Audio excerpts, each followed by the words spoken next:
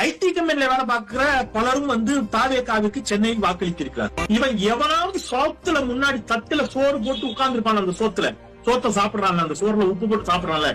அந்த சோறு திராவிட முன்னேற்ற கழகம் அவனுக்கு தந்த சோறு. நம்ம இந்த மக்களுக்கு ஏதாவது ஒன்று செய்யறோம்னா அந்த மக்கள் நன்றியோட இருக்கணும் அப்படின்னா நம்ம நினைக்க கூடாது. நம்ம செய்யறதை செஞ்சுட்டே இருக்கணும் அப்படின்னு சொல்லிட்டு கலைஞர் அவர்கள் சொல்லுவாங்க. அது எனக்கு இப்பதான் புரியுது.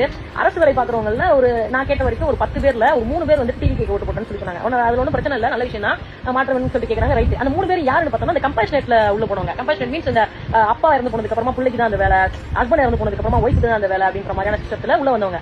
சரி, அப்படி அந்த சிஸ்டத்தை யார் முதல்ல கொண்டு வந்தது அப்படின்னு பார்த்தோம்னா கலைஞர் அவர்கள். அதாவது அவங்க பாக்குற வேலை இருக்குல்ல, அந்த வேலை யாரால வந்துச்சுன்றது நம்ம படிக்கல, அப்பா மூலமா இல்ல ஹஸ்பண்ட் மூலமா நமக்கு இந்த வேலை கிடைச்சிருக்கு. ஒருவேளை கலைஞர் அவர்கள் அந்த சிஸ்டம் கொண்டு வரல அப்படின்னா நமக்கு இந்த வேலை இல்ல. நம்ம சாப்பிடுற சாப்பாடுன்னு ஒண்ணு இருக்குல்ல, அந்த சாப்பாடு நம்ம வேலை மூலமா தான் வருது. அப்ப இந்த வேலை இல்ல நம்ம இந்த சாப்பாடு சாப்பிட மாட்டோம், நம்ம இப்படி இருக்க மாட்டோம், இவ்வளவு தூரத்துக்கு பிரிவிலேஜா இருக்க மாட்டோம் அப்படின்ற ஒரு நன்றியே கிடையாது.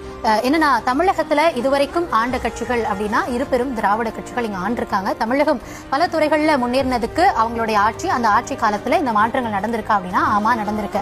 ஆனா என்னன்னா இந்த ஆட்சி காலத்துல நாங்க இது செய்ததாலேயே நீங்க எங்களுக்கு வாக்களிக்க வேண்டும், இல்ல இப்படி நடந்ததாலேயே அடுத்து உங்களுடைய அந்த வாக்களிக்கும் உரிமை இது எல்லாமே எங்களுக்கு கட்டுப்பட்டதாக இருக்கணும், எப்படி நீங்க அங்க வாக்களிக்கலாம் அப்படின்ற ஒரு கேள்வி வருது இல்லையா?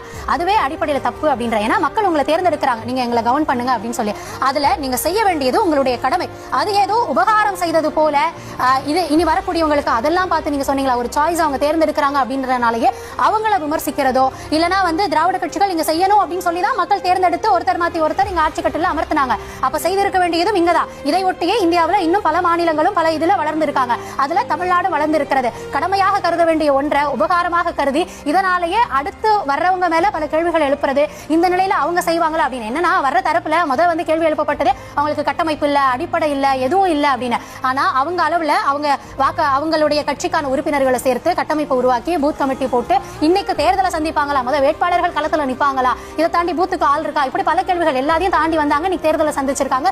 தேர்தலுக்கு பிறகு அவங்களுக்கான வாக்கு சதவீதம் என்னவா இருக்கும் அப்படின்ற அடிப்படையிலேயே பல நாளும் நம்ம பேச வேண்டியதா இருக்கு. எனக்கு என்னன்னா தாவேகா பொறுத்த வரைக்கும் அவங்க ஆட்சிக்கு வராங்க வரல, அவங்க பெரும்பான்மை பெறாங்க பெறல. ஆனா இங்க இருக்கக்கூடிய மற்ற கட்சிகள் எல்லாமே கூட்டணி அமைத்து கூட்டணியினுடைய பலத்துல 30, 35, 40 பேசிட்டு இருக்காங்க. தாவேகா பொறுத்த வரைக்கும் ஒரு தனி கட்சியாக அவங்களுடைய பலம் என்ன அப்படின்றது இந்த தேர்தலில் தெரியும். அப்படி பாக்குறப்போ ஒவ்வொருத்தரும் தனித்து நின்று இந்த பலத்தை நிரூபிப்பாங்களா, அந்த பலம் அவங்களுக்கு இருக்கா அப்படின்றதே அடுத்த கேள்வியா மாறி போயிடும். தாவேகா பொறுத்த வரைக்கும் இந்த முறை இந்த இரு பெரும் அரசுகள் மாணவர்களுக்கு இல்ல மக்களுக்கு அரசியலை எப்படி கடத்தி இருக்காங்க, அதற்கான தேவை என்னவாக இருக்கு, அதாவது இவ்வளவு பேரு இவ்வளவு எழுச்சியோடு இந்த தேர்தலை சந்திச்சிருக்காங்க அப்படின்னாலே இங்க மாற்றுன்ற ஒன்று தேடப்பட்டு கொண்டே இருந்தது. அது உங்ககிட்ட இல்லாம வேற ஒரு தரப்புக்கு போகவும் அவங்க தயாரா இருக்காங்க.